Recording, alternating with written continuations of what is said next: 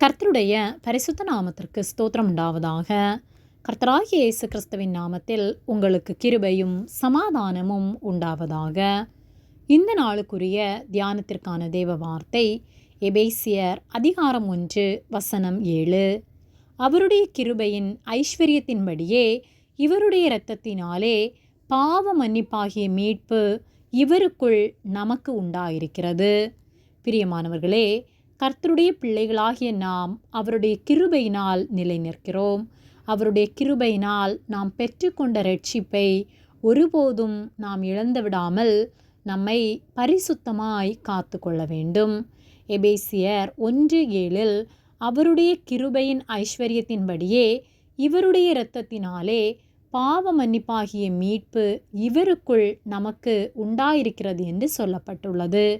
அவர் நம்மேல் வைத்த கிருபையினாலே நாம் அழிந்துவிடக்கூடாது, நாம் பாதாளத்திலே நித்திய ஆக்கினை அடையக்கூடாது என்பதற்காக அவர் நம்மேல் கிருபை வைத்து இந்த உலகத்தில் மனிதனாய் வந்து அவருடைய இரத்தத்தை நமக்காக சிந்தி பாவ மன்னிப்பாகிய மீட்பை அவர் மூலமாய் அவருக்குள்ளாக நமக்கு தந்துள்ளார்.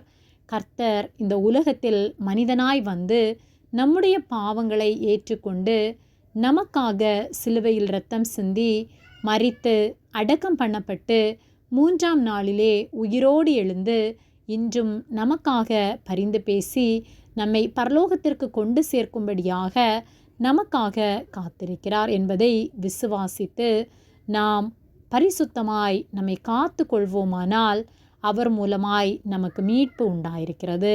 முடிவு பரியந்தம் கரையற்றவர்களாய் நம்மை காத்து கொண்டு அவருக்குள் நாம் நிலைத்திருக்கும்போது அவர் நம்மை பரிசுத்தப்படுத்துவார். அவர் ஒவ்வொரு நாளும் நம்மை காத்து நடத்துவார். ஆகவே அவரை ஏற்றுக்கொண்டு பரிசுத்தமாய் வாழ்வோம். மிருகங்களை பலியிடுவதினாலோ அல்லது புனித ஸ்தலங்களுக்கு சென்று நீராடுவதினாலோ நாம் பாவ மன்னிப்பை பெற்றுக்கொள்ள முடியாது. கர்த்தராகிய இயேசு கிறிஸ்துவினால் மாத்திரமே நம்முடைய பாவங்கள் மன்னிக்கப்படும்.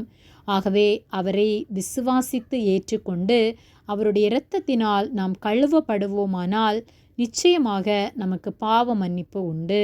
அவரை ஏற்றுக்கொண்டு அவருக்கு உண்மையுள்ளவர்களாய் வாழ்ந்து முடிவு பரியந்தம் நிலை நிற்போம். பரலோக ராஜ்யத்தில் அவரோடு நித்தியமாய் வாழ்வோம்.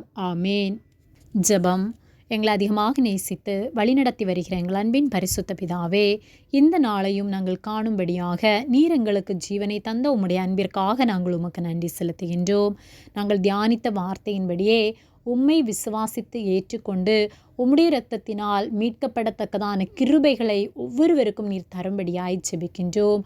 உம்மாலே அன்றி பரலோகத்திற்கு வேறு வழி இல்லை என்பதை உணர்ந்து ஒவ்வொருவரும் உம்மை உண்மையாய் ஏற்றுக்கொண்டு உம்மேல் அன்பு வைத்து உமக்காக வாழ பரிசுத்தமாய் காத்து கொள்ளத்தக்கதான கிருபைகளை நீர் எங்கள் ஒவ்வொருவருக்கும் தரும்படியாய் ஜெபிக்கின்றோம். உம்மை மகிமைப்படுத்துகிற வாழ்க்கை வாழ நீர் உதவி செய்யும்படியாய் ஜெபிக்கின்றோம். எங்களை உம்முடைய கரத்திலே ஒப்பு கொடுக்கின்றோம். இயேசுவின் நாமத்தில் ஜெபிக்கின்றோம் பிதாவே. ஆமேன். கர்த்தர் உங்களை ஆசீர்வதிப்பாராக.